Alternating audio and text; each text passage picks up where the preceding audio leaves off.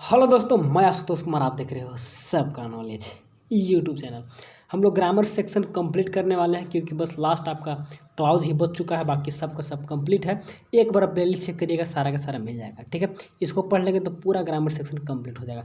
थोड़ा सा रीअरेंजिंग और एक आपका एडिटिंग टास्क है, तो वो तो सिंपल सा दिया हुआ रहेगा। ऑप्शन 4 देखिएगा तो टिक आउट कर दीजिएगा, उसमें ज़्यादा कोई दिक्कत है नहीं। ठीक, मेन आपका क्लाउज है। ठीक, नहीं होगा तो उसका भी एक अलग से वीडियो बना देंगे। उसके बाद सारा फिनिश हो जाएगा।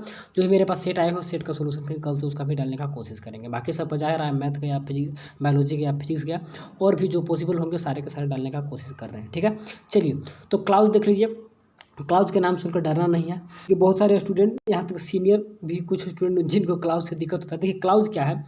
क्लाउज से पहले आपको जानना होगा, जो फर्स्ट में यहाँ पे हम लगा दी कि सबऑर्डिनेट क्लाउज, तो पहले तो क्लाउज जानना होगा फर्स्ट थिंग। ठीक, सेकंड थिंग ये सब तो बात कर अलग चीज़ है। ठीक, इससे पहले आप जानिए कि सेंटेंस क्या होते हैं। ठीक, फ्रेज क्या होते हैं, क्लाउज क्या होते हैं। तीन टाइप का होगा, सेंटेंस, क्लाउज एंड फ्रेज। तो पहले हम बात करेंगे सेंटेंस क्या होता है। ठीक है, उसके बाद हम बात करेंगे आपका फ्रेज क्या होते हैं, और उसके बाद बात करेंगे कि क्लाउज क्या होते हैं। तब जाकर आप समझ पाइएगा कि क्लाउज आखिर में होता क्या है। ठीक है, पहले आपको समझना होगा स्ट्रक्चर ऑफ सेंटेंस। उससे पहले आपको सेंटेंस समझना होगा। सेंटेंस क्या होता है। सेंटेंस को डिफाइन हम लोग कर सकते हैं, group of word that makes a complete sense. एक शब्दों का समूह होता है जो कि कंप्लीट सेंस देता है, उसी को हम लोग सेंटेंस बोलते हैं। ठीक है, तो बताइए कि फ्रेज क्या होगा। फ्रेज क्या होते हैं। फ्रेज में ग्रुप ऑफ वर्ड रहते हैं, आपका कंप्लीट सेंस नहीं देगा, वो आपका फ्रेज होता है। ठीक, लेकिन आज हम लोग पढ़ने वाले क्लाउज। तो क्लाउज क्या होते हैं। क्लाउज में भी ग्रुप ऑफ वर्ड रहते हैं, लेकिन क्लाउज में क्या होगा ना कि एक एक आपका सब्जेक्ट मस्ट एक सब्जेक्ट रहेगा ही रहेगा। ठीक है, एक आपका वर्ब रहेगा।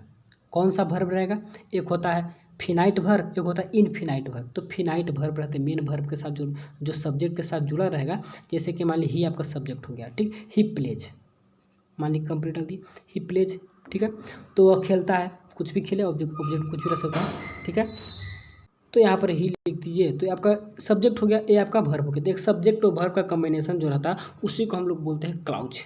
ठीक है, अब बात करते हैं जैसे ही प्लेज। ठीक है, अब मान ली फ्रेज का बात करेंगे, तो फ्रेज में क्या रहेगा। ही प्लेज, यहाँ पे लिख दें एट ए नाइट। ठीक है, एट ए नाइट, तो at a night, plays at a night. तो प्लेज एट ए नाइट हम ही को हटाते हैं। ठीक है, प्लेज एट ए नाइट एक वर्ड का समूह है, तो कोई सेंस दे रहा है, नहीं दे रहा है। तो ये आपका क्या हो गया, ये आपका हो गया फ्रेज। ठीक है, ये आपका फ्रेज हो गया। ठीक है, यहाँ पे एक और सेंटेंस डाल सकते हैं कि he is sleeping in the room. डाल दीजिए he is sleeping in the room, तो ही इज तो हो गया, तो ही इज तो काम खत्म हो गया। तो आपका क्या हो गया, क्लाउज हो गया, बात खत्म। ठीक है, he is sleeping in the room, तो पूरा एक सेंटेंस हो गया कंप्लीट रूप से। ठीक है, तो सेंटेंस का ऐसा पार्ट है। ठीक है, स्लीपिंग इन द रूम, और sleeping in the room, sleeping in the room. ठीक है, तो यहाँ से आप काट सकते हैं। तो स्लीपिंग इन द रूम को काट दीजिएगा तो क्या फ्रेज हो गया, कोई सेंस दे नहीं रहा। स्लीपिंग इन द रूम क्या कोई भी सो सकता है, तो कंप्लीट नहीं रहती, इस टाइप से होता है।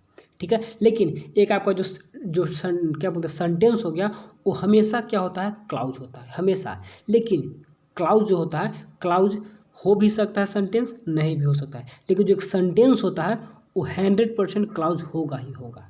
ठीक, जैसे कि he plays cricket every day.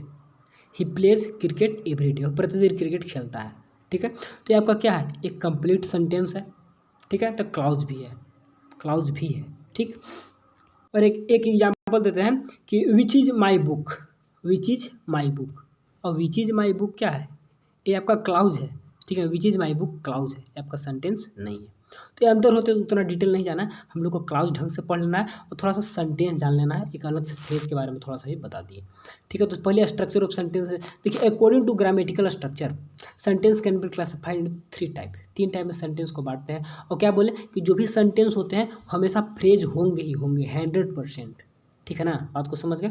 चलिए सॉरी, क्लाउज मिस्टेक होगा, फ्रेज को हटा दिए। फ्रेज में ग्रुप ऑफ वर्ड रहते हैं, कोई सेंस वगैरह नहीं मिलता, इसलिए उसको हम हटा देते हैं। ठीक है, सिर्फ हम लोग क्लाउज पे और सेंटेंस पे बात करेंगे, क्योंकि सेंटेंस हमेशा क्लाउज होते हैं। ठीक है, चलिए तो 3 टाइप का सेंटेंस, सिंपल, कंपाउंड, कॉम्प्लेक्स। इसके बाद सिंपल सेंटेंस क्या होते हैं, ओनली 1 क्लाउज। ठीक है, तो क्लाउज हम लोग डिटेल में नीचे देख लेंगे, तब हम लोग का क्लियर सब कुछ हो जाएगा। ठीक है, अभी सिंपल याद रखिए, उसमें एक क्लाउज होते हैं सेंटेंस में। ठीक है ना, तो चलिए 1 सब्जेक्ट एंड 1 प्रेडिकेट। ये बात तो पहले पढ़े होंगे, सब्जेक्ट किसे बोलते हैं, प्रेडिकेट किसे बोलेंगे। एक सेंटेंस यहाँ पे लिख दिए, चलिए यहाँ पे एक सेंटेंस यहाँ पे हम ले लेते हैं, लिख ही देते हैं।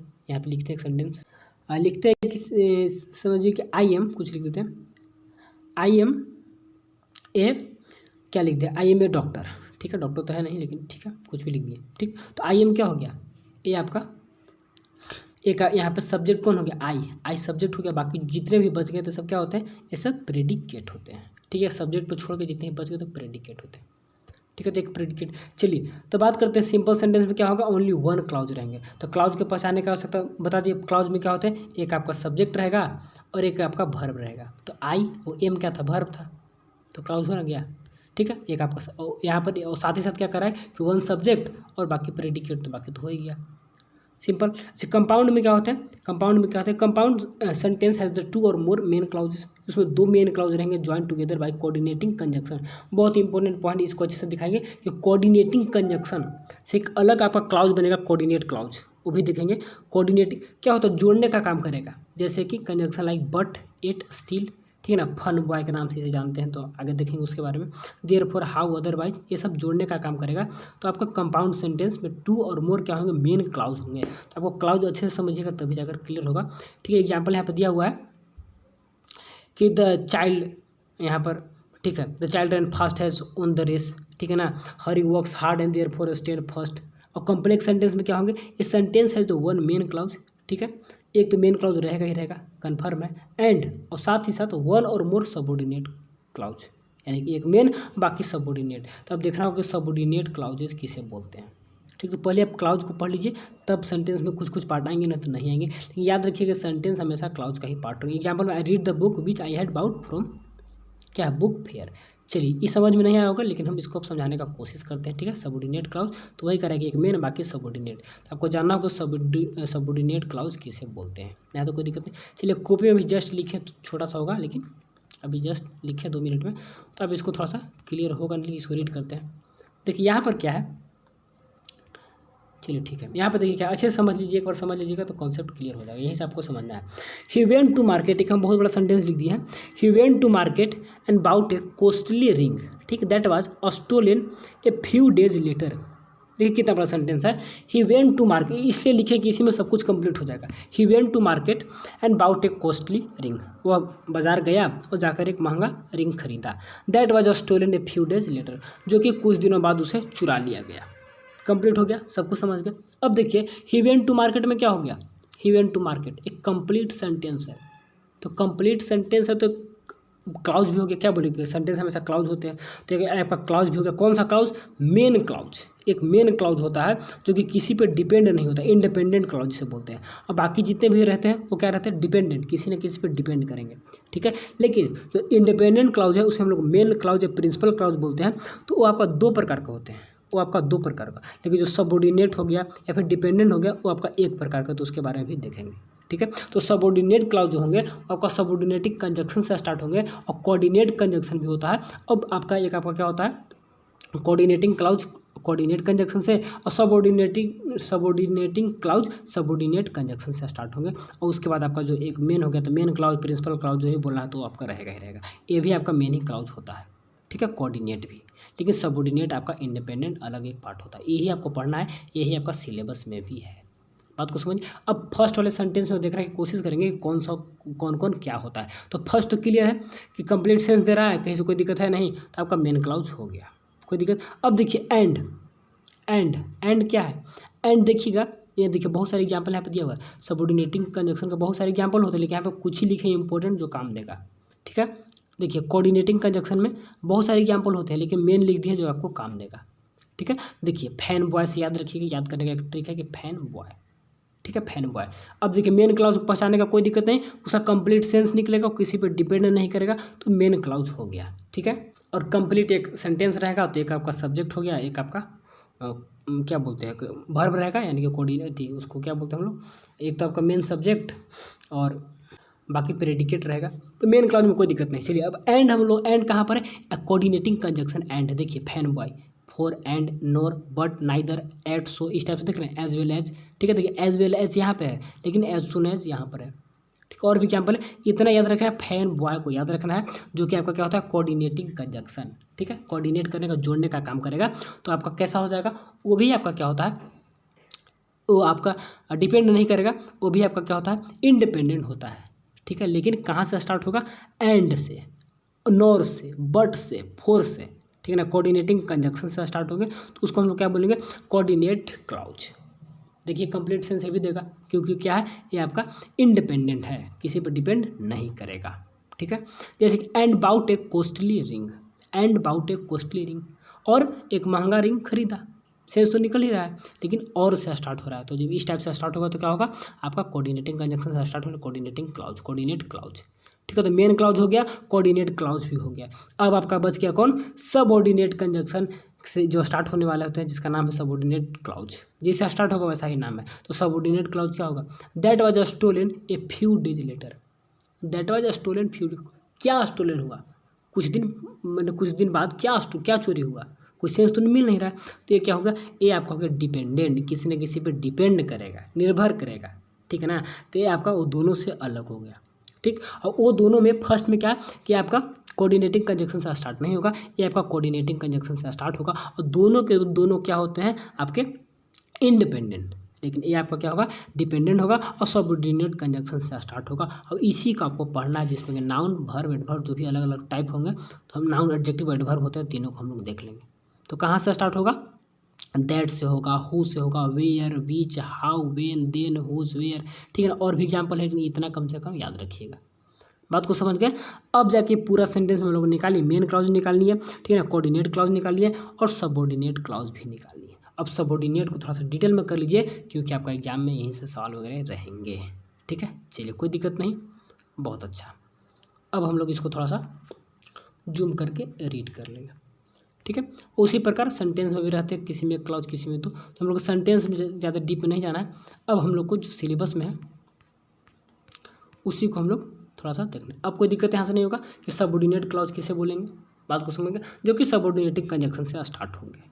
ठीक है, चलिए उसमें हम लोग देखेंगे नाउन, ठीक है, उसके बाद एडजेक्टिव और उसके बाद एडवर्ब, इसी को आपको पढ़ना है। नाउन क्लॉज किसे बोलेंगे, देख लीजिए, सिंपल नाम, कोई सेंस रहेगा उसमें, जैसे कि noun clause does work of a noun in the sentence, sentence में वह नाम के जैसा वर्क करेगा, नाम के जैसा, देखेंगे एग्जाम्पल क्लियर हो जाएगा।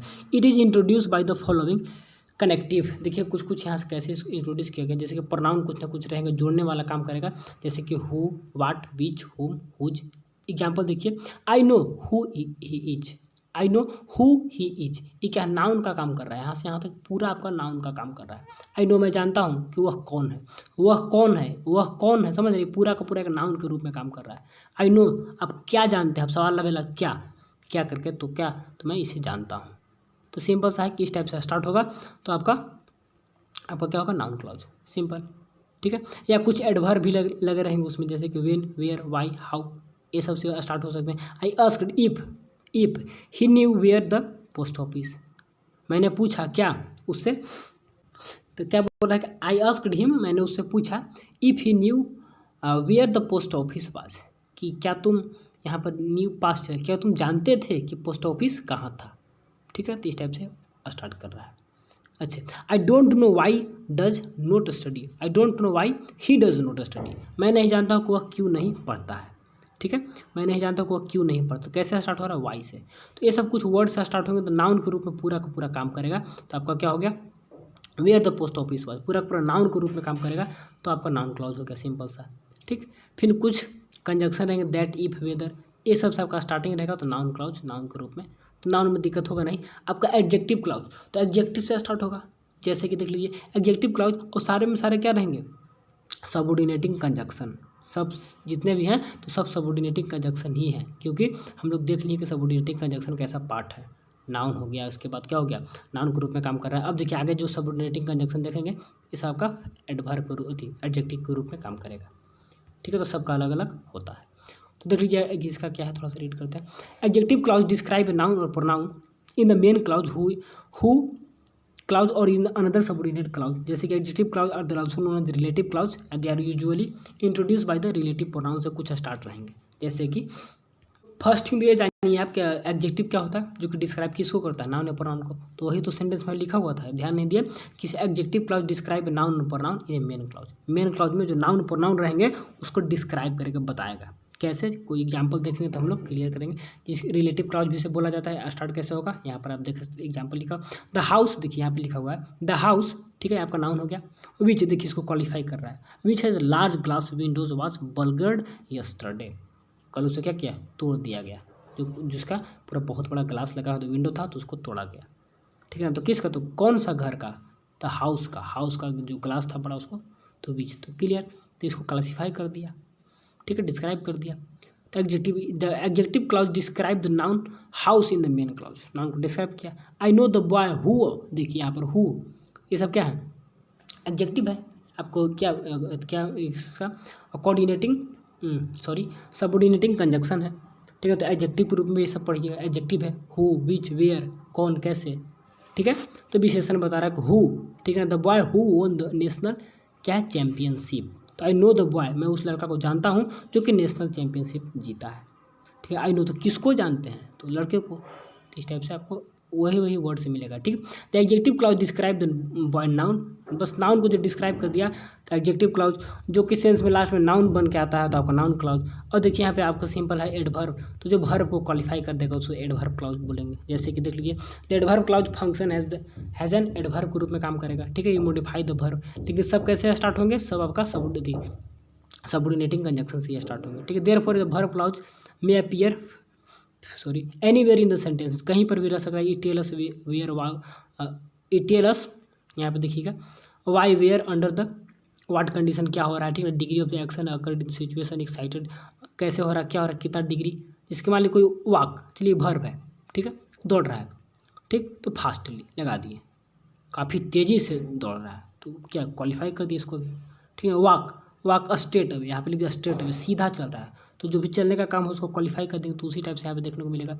Example, when the timer rings, ठीक है, we know the cake is क्या डन, तो यहाँ पर व्हेन द टाइमर रिंग्स, एक second, we know the cake is done when the timer rings, example किसका दे रहा है, unlike the adjective clause they are frequently change in the position, और यहाँ बता रहा है उसको हम लोग पोजीशन को चेंज भी कर सकते हैं, यहाँ पर आगे पीछे लिख सकते हैं। जैसे कि when the timer rings we know the cake is done, तो वी नो, तो वह रिपीट करके लिख दिया, तो ऐसा कर यहाँ से क्लियर होगा नहीं। इसके बाद क्या है, एडवर्ब क्लाउज में भी classify as a verb clauses conjunction time place manner, ये सबको क्लासीफाई करेगा।